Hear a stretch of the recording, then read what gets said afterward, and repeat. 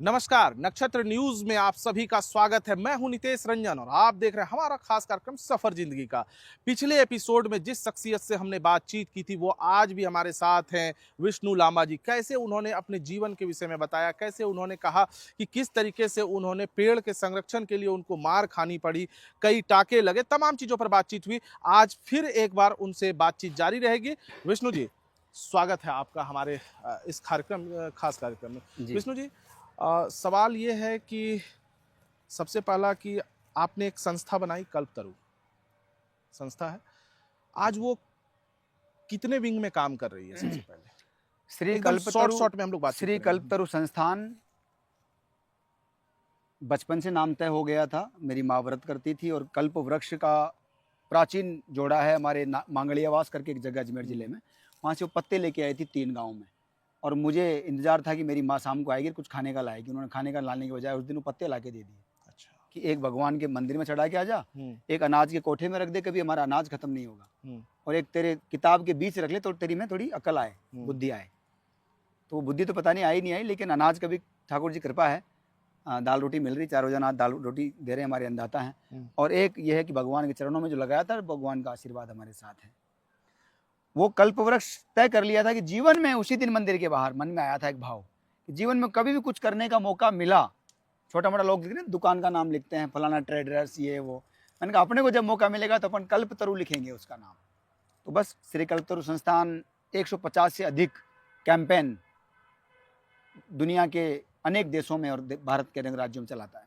अच्छा, 2047 तक आप 5 करोड़ पेड़ लगाने का बिल्कुल आपका लगाएंगे। लक्ष्य देश के 100 गांवों को पर्यावरणीय दृष्टि से इको फ्रेंडली विलेज हम बनाने का, जो पर्यावरणीय दृष्टि से हो। ये कंक्रीट के जंगल बनाना, मतलब लोग बुरा मान जाते हैं, मेरी सच कहने की आदत है। बीजेपी ने बना दिए राजीव सेवा केंद्र और वो अटल सेवा केंद्र, कांग्रेस सरकार में वहाँ कुत्ते बैठे मिलते हैं।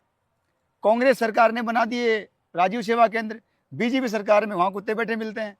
ये माहौल मैंने देश में देखा है। खाकी वॉरियर्स करके आपने क्या किया है, उस क्षेत्र में क्या किया है? खाकी वॉरियर्स, देखिए मेरे गांव में लांबा में बचपन में जो बालाजी मंदिर के बाहर जहाँ मेरे पूज्य गुरुदेव की मैंने चर्चा की, वहाँ पर क्या सर, एक महिला जो है ना वो कंडे थापती थी बालाजी मंदिर के बाहर, और कंडे थाप के एक बिलपत्र लगाया था मैंने गुरुदेव के साथ में, उस पर वो लगाती, वो पेट टूट जाता मेरा।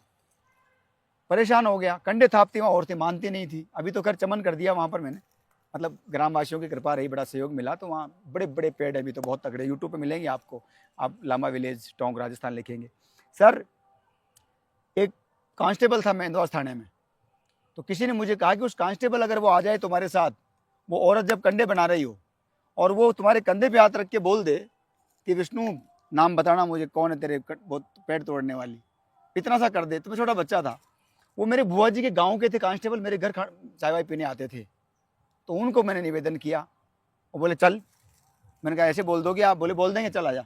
मैं लाडला था उनका, वो उधर से आते आते उन्होंने बोल दिया कंधे पे हाथ रख के, उस औरत ने सुन लिया। आपको ताजुब होगा कि वो उस दिन के बाद मेरा कोई वहाँ पेड़ नहीं टूटा, उस औरत ने अपने कंडे वंडे गोबर वोबर दूर कर लिया। उस जगह आज की तारीख में सैकड़ों पेड़ बड़े बड़े हो रहे हैं, जो आपकी कल्पना से परे है वो दृश्य, और जो ओरिजिनल दृश्य था वो भी कल्पना से परे है। वहां से प्रेरणा मिली, तो ये लगा कि एक पुलिस को जवान को बुला करके और विजिट करवाने से एक पेड़ जिंदा रह गया। अगर मैं थानेदार को बुलाऊं, एसपी को बुलाऊं या इस काम को आगे बढ़ाऊं तो मैं तो बहुत पेड़ लगा सकता हूं। आपको आश्चर्य होगा, फॉरेस्ट डिपार्टमेंट से ज्यादा मैंने पुलिस वालों के साथ पेड़ लगाए। आज कितने थानों में काम चल रहा है राजस्थान में? लगभग 2500 पुलिस थाने होंगे हमारे पास। 2500? हाँ, इतने तो होंगे कम से कम। ये है लगभग सारी जिले पर राजस्थान हमारे पास, लगभग सारे जिले। जैसे रेंज आईजी कोटा है, बूंदी, बारां, झालावाड़, कोटा शहर, कोटा ग्रामीण, नागौर, अजमेर, टोंक, जयपुर, भरतपुर, कई जगह हमारे पास है। कितने कंट्री तक आप काम कर रहे हैं? शायद 13 कंट्री में तो हमारा प्रत्यक्ष काम है, जो हमारी टीमें बनी हुई है। हमारे वॉलंटियर वहाँ गए नहीं होंगे, लेकिन ऑनलाइन हमने टीमें बना रखी है। मैं अभी आपको बता सकता हूँ स्वीडन की किस गली में हमारा कौन सा कार्यकर्ता है। अभी बता सकता हूँ मैं आपको नेपाल में क्या हो रहा है। नेपाल में तो हमारे बच्चे चुनाव जीत गए चुनाव जीत गए, सांसद बन गए, 21 साल के बच्चे। कैसे? जो कल्पतरु में काम करते हैं। अच्छा। एक श्री कल्पतरु संस्थान जितने अभियान चलाता है, उनमें से एक अभियान इंडो नेपाल ग्रीन मिशन, मैंने बताया ना आपको, लगभग 150 कैंपेन हम चलाते हैं। तो वहाँ पर जो वॉलेंटियर कल्पतरु संस्थान के साथ जुड़ के काम कर रहे हैं, जो इंडिविजुअल कई संस्थाओं में जुड़े हैं, कॉलेजों में पढ़ते हैं। अभी मैं नेपाल भी जाके मिल के आया, वहाँ के ऑनरेबल फॉरेस्ट मिनिस्टर जो सेंट्रल हैं, उनके साथ भी हमारी डिस्कशन अच्छा हुआ और उन्होंने काफ़ी सपोर्ट भी किया हम लोगों को। तो बागमती रिवर को बचाने के लिए पशुपतिनाथ मंदिर से हमने एक शुभारंभ भी किया, वहाँ की कई जगहों का दौरा किया। वहाँ के सेंट्रल फॉरेस्ट मिनिस्टर ने पूरे देश में, नेपाल में कहीं भी पेड़ लगाओ, कितने भी लगाओ, नेपाल सरकार फ्री देगी, ऐसी उन्होंने घोषणा कर दी उस दिन हमारे साथ में। हमारा अभियान इतना अच्छा लगा क्योंकि उनको पहली बार ऐसा कोई एनजीओ मिला जो पैसा नहीं मांग रहा है आपसे और अपने दम पर काम कर रहा है। अच्छा, तो वो जो वॉलेंटियर काम करते थे उनको अभी उसमें उन्होंने टिकट दे दिया। इस समय सरकार बदलाव हुआ, वहाँ आपके पर जो कल्पतरू के वॉलंटियर थे, हाँ उनको टिकट दे दिया। कितने लोग जीत गए? लगभग 6-7 वॉलेंटियर हमारे 7 वॉलंटियर जीत गए, सांसद बन गए। हाँ, तो आप 21 मैं भी बात करा दूं आपके ऑनलाइन, 21 साल का लड़का है जो हमारा जो सांसद बना है। अच्छा, आप श्मशान तक कैसे पहुंचे? एक क्या मुझे लगता है क्या वाकया था? शमशान तक आप जो पहुंचे, कैसे पहुंचे? शमशान, देखो सच बताऊं, शमशान मुझे बहुत प्रिय लगता है। हाँ। शमशान मेरी प्रिय जगह है, मुझे सबसे अच्छा। मैं एक चीज़ आपको बता दूं, मैं कभी जन्मदिन नहीं मनाता। ये पिछली बार ऐसा हुआ, पहली बार ऐसा हुआ अभी ये 2024 में कि हमारे एक साथी कार्यकर्ता हैं, उनके साथ संयोग से मुझे उस 3 जून को वहाँ रहना हुआ जन्मदिन पे। तो मुझे तो खुद को नहीं पता था जन्मदिन का। वो आजकल फेसबुक पे आ जाता है ना कि आज आपका वो बधाई देने वाली लंबी लाइन, तो वो देखने के बाद लगा कि चलो कल चलना है अपने को। तो मैं उस दिन शमशान में रहना पसंद करता हूँ। जन्मदिन ज़्यादातर मेरा शमशान में गुजरता है। ऐसा पसंद क्यों होता है? अच्छा लगता है, वहाँ जाने सुकून मिलता है, असली औकात पता क्या चलती है। किया था आपने शमशान में? शमशान में जाके पेड़ लगाता हूँ, झाड़ू लगाता हूँ, दिन भर वहाँ पर अपनी याद करता हूँ, कुछ साधना करता हूँ, अच्छा लगता है। कितने, अच्छा बचपन का समय तो मेरे पूज्य गुरुदेव रामचंद्र दास जी महाराज के आश्रम पे जब मैं छोटा बच्चा था, जब गया था, और उन्होंने लंगोट दी, उन्होंने कंठी माला दी, उन्होंने दीक्षा नहीं हुई अलग बात है। जब गुरुदेव ने शरीर छोड़ दिया, गांव छोड़ दिया, गांव में उन दिनों एक मर्डर हो गया था, उसके दौरान वो चले गए थे। उसके बाद में पूज्य कृष्णदास जी फुलारी महाराज के आश्रम पे बनास नदी के किनारे गया, टोंक में। बनास हमारी जीवनदायिनी है, जीवन रेखा है, टोंक की तकदीर है बनास। उसके किनारे पर दुधिया वाला संत आश्रम गया, तो वहाँ पर भी एक लंबा समय रहा। बाद में लगभग एक अच्छा खासा समय लगभग शमशान क्रिया में गुजरे। क्या करते थे उस वक्त? अच्छा लगता था वहाँ जाके? नहीं, साधना करना अच्छा लगता था। साधना करते थे? हाँ, वहाँ जाकर? हाँ, साधना। तो डर नहीं लगता था? नहीं, डर तो देखो मेरी डिक्शनरी में नहीं है। डर तो मुझे आज भी नहीं लगता है। डर क्या चीज होता है मैं नहीं जानता सर, डर तो मेरी डिक्शनरी में नहीं है। लोग कहते हैं कि माने भूत पिचास कई चीजें बोली नहीं, जाती है। मुझे अच्छा लगेगा कि अगर कहीं भूत है तो मुझे लेके चलिए। मैं ये नहीं कह रहा कि भूत नहीं होते हैं, मैंने उन ताकतों को, उन शक्तियों को महसूस किया, नो डाउट। मैं उस विषय पर नहीं ले जाना चाहता। क्या महसूस किया, एक लाइन में बताएं आप मुझे, क्या महसूस किया आपने? एक स्पेशल जो एनर्जी कहीं पर है, तो वो एनर्जी मैंने हमेशा महसूस की है कई जगहों पर। श्मशान की कोई एक ऐसी बात जो आपको याद हो, जैसे बर्थडे मनाने आप जाते हैं, वहाँ पर आप जन्मदिन बोलते हैं कि वहीं मनाने जाते हैं। हाँ, शमशान की कोई ऐसी बात जो मतलब, हाँ, जो लगा हो आपको कुछ इस तरीके का? हाँ, एक चीज में मतलब ये तो मैं वो तो खैर विषय थोड़ा वैसा है। दरअसल मैं इन चीज़ों की चर्चा करता नहीं। अब जिस तरह की ज़िंदगी में आ चुके हैं और जिस तरह का मैं पर्यावरण के अलावा इधर उधर देखता नहीं हूँ। मुझे समझ में आ गई दुनिया, पार्टियाँ, सरकारें, सिस्टम, विचारधाराएँ, ये सब समझ में आ गया। तो मुझे लगता है कि अगर दुनिया में कोई भगवान है तो पेड़ पौधे हैं, और अगर दुनिया में कोई स्वर्ग है तो मैंने इतना तो कम से कम कर दिया ठाकुर जी करुणा से और जनता जनार्दन के आशीर्वाद से कि छोटा सा 10 गज का 50 गज का प्लॉट मेरे लिए स्वर्ग में रिजर्व है। इतने पेड़ तो मैंने लगा दिए। अब आप जियोगे या मरोगे आपके। मैं तो मानता हूं कि जिस व्यक्ति ने अपने जीवन में 5 पेड़ नहीं लगाए उसे चिता पर जलने का कोई अधिकार नहीं है। अंतिम संस्कार के लिए 5 पेड़ तो लगाओ। मैंने तो 1.5 करोड़ लगवा दिए, जिंदा है मेरे 1.5 करोड़। किसी माध्यम अपनाए होंगे, कुछ भी किया होगा। 31 वर्ष लोग तो 5 जून को पर्यावरण दिवस मना लेते हैं, 22 तारीख को वाटर डे मना लेंगे, विश्व वन दिवस मना लेंगे 21 मार्च को। हमने तो जिंदगी के 31 साल हर पल हर क्षण पर्यावरण दिवस मनाया। तो हमारे लिए तो है रिजर्व। इधर उधर की बातें मैं नहीं करूंगा, लेकिन हाँ इतना जरूर कहूंगा कि शमशान की आपने क्रिया की बात की, विशेष क्रिया की, तो हाँ मैंने वहाँ पर बस ये है कि एक बार क्या हुआ, मैंने कहा ना कि मुझे। अच्छा बताइए ना, कोई दिक्कत नहीं, आप अपने सफर के हर पायदान को बता रहे हैं। मेरे बड़े पिताजी मेरे आदर्श रहे हैं, मेरे ताऊ जी सत्यनारायण SN शर्मा साहब। उनकी बड़ी कृपा रही मुझ पर। और एक परिवार का कोई सदस्य बीमार हो गया, बहुत बुरी तरह बीमार हो गया, तो वो ऐसे ही कुछ घटना के कारण बीमार हुआ, ऐसा जानकारी मिला। तो जो हमारे एक बहुत बड़े एक मतलब जानकार थे, इस तरह के व्यक्ति थे, और वो शमशान क्रिया करते थे, सन्यासी जीवन जीते थे। तो उन्होंने कहा कि वहाँ वो लक्ष्मी पूजन की रात्रि को ऐसा ऐसा वहाँ एक हवन होगा, ऐसा ऐसा होगा। तो बोले वहाँ मुझे उस व्यक्ति की ज़रूरत है जो नीडर हो, वहाँ किसी की जान भी जा सकती है, किसी का जीवन बचाने के लिए ऐसा हो सकता है। तो मुझे याद है मेरे ताऊ जी ने कहा कि उसको बुलाओ। दूसरे छोरों की तो पता नहीं मुझे, हालांकि हमारे परिवार में डरने वाले जीव है नहीं, लेकिन मैं गया वहाँ पर। वो क्रिया जो हुई ना, कि उस व्यक्ति के साथ जो घटना हुई वहाँ पर, वो मैं सार्वजनिक क्या बोलूँ उस घटना का, तो खैर, लेकिन इस तरह की एक घटना हुई जो मतलब उसने अपने शरीर का एक भाग दिखाया। जो महाराज जी थे वो, उन्होंने एक भाग दिखाया। उस भाग का आकार प्रकार और उनका स्वरूप देख कर के ऐसा लगा कि जैसे कोई वो बचपन में नहीं देखते थे हम चंद्रकांता, अलिफ लैला, कि एक छोटा सा वो पानी का पात्र होता है, सुराही क्या बोलते हैं, उसमें से एक व्यक्ति हा हा करते हुए निकल रहा है और बहुत बड़ा हो रहा है। ऐसा दृश्य आंखों से देखा। तो वो दृश्य मैंने देखा और उस समय उनकी जो क्रिया थी वो देखी। मैं हंसता हंसता देखता रहा बहुत नॉर्मल तरीके से। और मुझे आज भी, मैंने कहा ना कि मतलब मरना मारने से डर नहीं लगता। सॉरी हैं लोग क्या सोचेंगे मुझे नहीं पता, मुझे नहीं लगता। अभी रुकेंगे एक छोटे से ब्रेक के लिए। ब्रेक के बाद जब वापस आएंगे तो वापस आने के बाद सोनू सूद के साथ इनकी खट्टी मीठी यादें और झारखंड में क्या कुछ करना सोच रहे हैं, इस पर भी बातचीत जारी रहेगी। रुकते हैं एक छोटे से ब्रेक के लिए।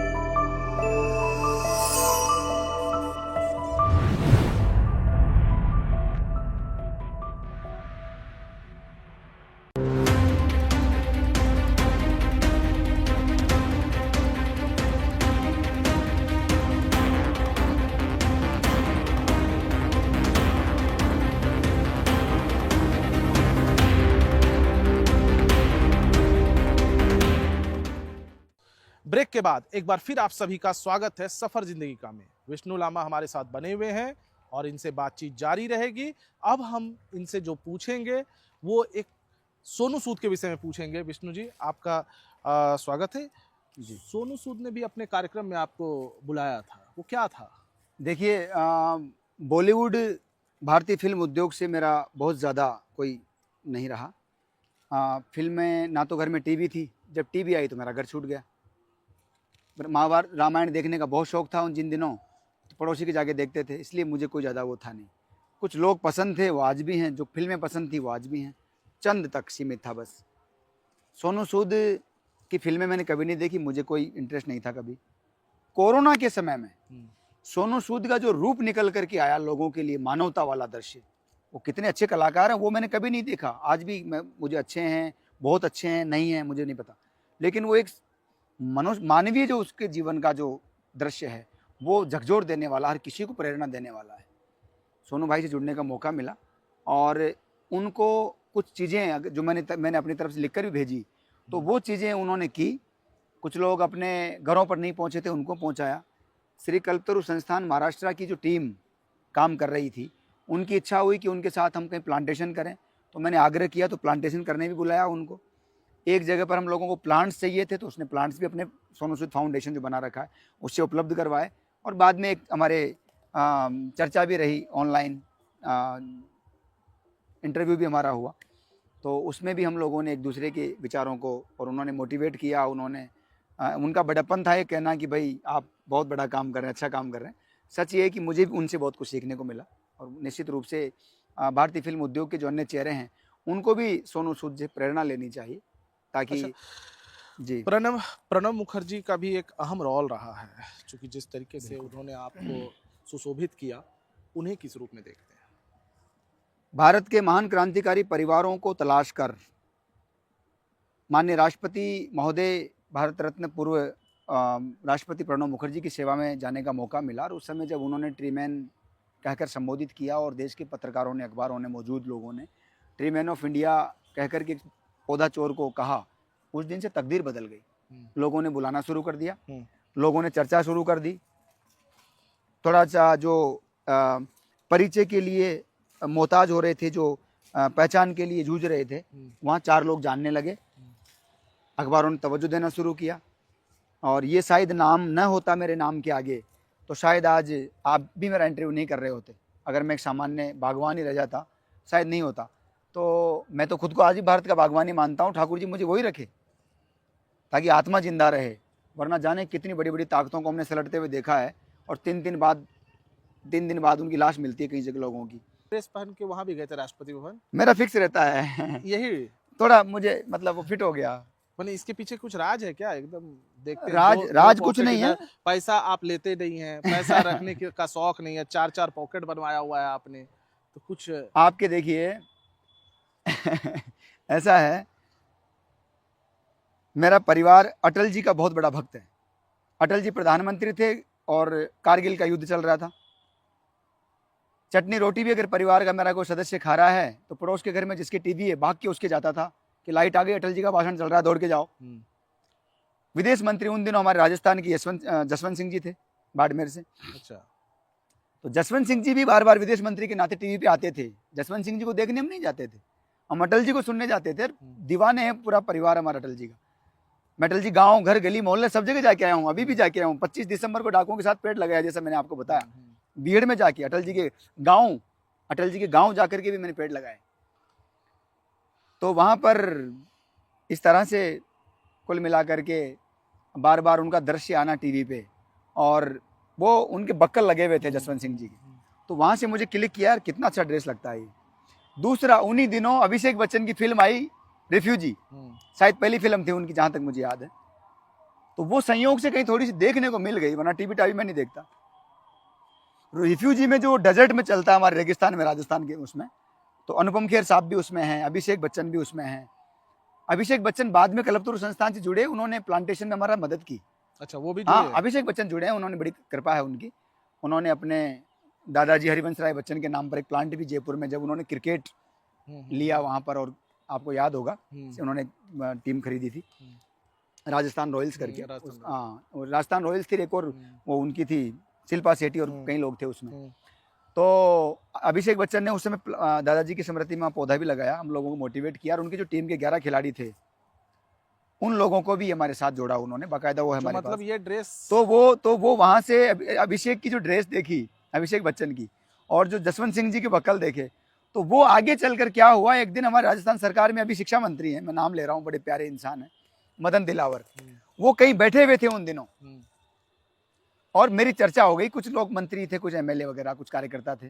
कई बार कोई छोटी बात बोल देता है ना, तो मैं ट्रक के टायर की चप्पल पहनता था ज्यादातर, और फटा सा पजामा और एक थैला लटका के, और वही सब। तो उनको क्या कि वो विष्णु लांबा बात चली, तो उन्होंने एक कोई मंत्री थे, उन्होंने मुंह से निकल गया कि हाँ वो एक चप्पल पहन के घूमता रहता लड़का, वो झोला लटका के। इस तरह से उन्होंने कहा। वो मदन जी को चुभ गई। मतलब मदन जी इतने सादगी और विनम्रता भरे व्यक्ति हैं, मदन दिलावर जी, अभी शिक्षा मंत्री राजस्थान सरकार में। मैं इस तारीफ नहीं कर रहा हूँ कि मंत्री है, मुझे कोई काम नहीं है उनसे, पता करवा लेना, मैं कभी फोन नहीं करता। मैंने याद किया पिछली बार वो आए, वो याद करते मैं जाता हूँ, मेरे बहुत आदरणीय है, व्यक्तिगत बात बता रहा हूँ, नेता के नाते वो उनकी पार्टी वो जाने। खैर, तो उनको बुरा लगा, तो मैं दिलावर जी के पास गया, मतलब ऐसे सुबह सुबह चला गया स्नेहवश कि मत चलो। मैं तो रोटी के इंतजार में रहता था कि मंत्री जी अल्पार कर रहे होंगे, अपनी पहुंच जाते हैं, तो बंगले पहुंच गया। जाते उन्होंने ये कहा कि आओ विष्णु जी अंदर आओ। तुरंत उन्होंने अपना वो चने वने भिगो के, वो बिल्कुल एक संत टाइप की व्यक्ति। तो हम लोग अल्पार किया, बातचीत करी, उन्होंने तुरंत मुझे एक बात बोली, थोड़ा परिवेश को व्यवस्थित कीजिए, व्यवस्थित कीजिए। मैंने कहा क्या हुआ?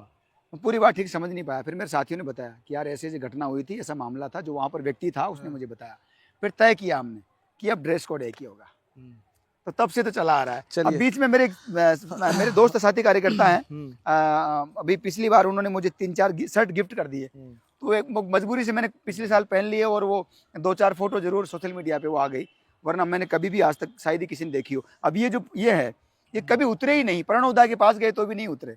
आज आपके गवर्नर साहब के पास गए तो वहां पर जरूर मुझे किसी ने बोला, फिर मैंने कहा चलो कोई नहीं। अच्छा, झारखंड आप आए, क्या खासकर जो आपसे बातचीत हो रही थी कि नक्सल को लेकर क्या तैयारी चल रही है? देखो, झारखंड आने का विषय यह है, श्री कल्पतरु संस्थान जो है वो पर्यावरण संरक्षण और ऐसे विभिन्न सामाजिक सरोकारों के क्षेत्र में उत्कृष्ट कार्य करते हैं।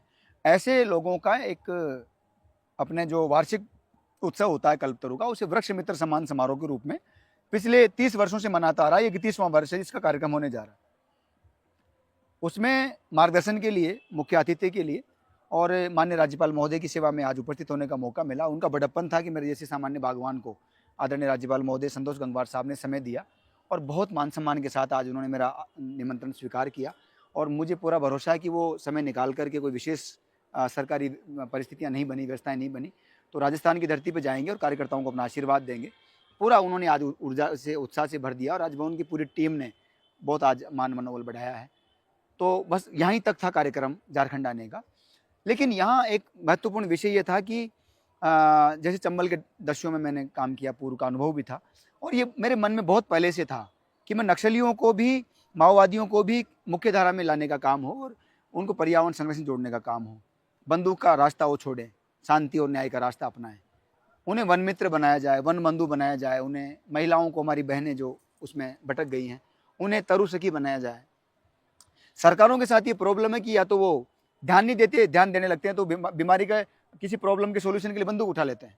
तो मारना सिर्फ अपराध नहीं है ना तरीका, आप उन्हें समझाइए। अब जैसे अमित शाह जी गृह मंत्री, उन्होंने कितना अच्छा इसमें वो किया है, 31 मार्च 2026 तक भारत माओवाद मुक्त हो जाएगा, ऐसी प्रबल इच्छा शक्ति, दृढ़ इच्छा शक्ति प्रधानमंत्री मोदी जी की और माननीय गृह मंत्री जी ने उस चीज को बराबर आगे बढ़ाया।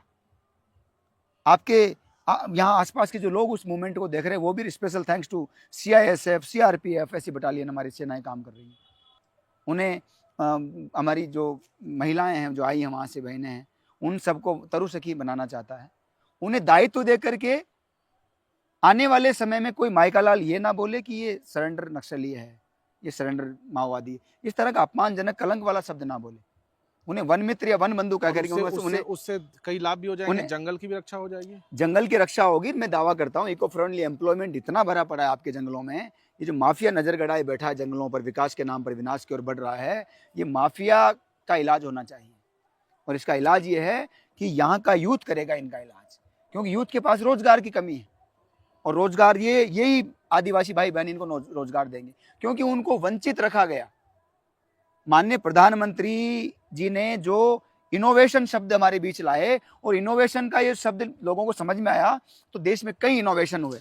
फॉर एग्जाम्पल, आपकी माताजी सिंदूर लगाती है मांग में, वो 100% केमिकल है, आपको नहीं पता।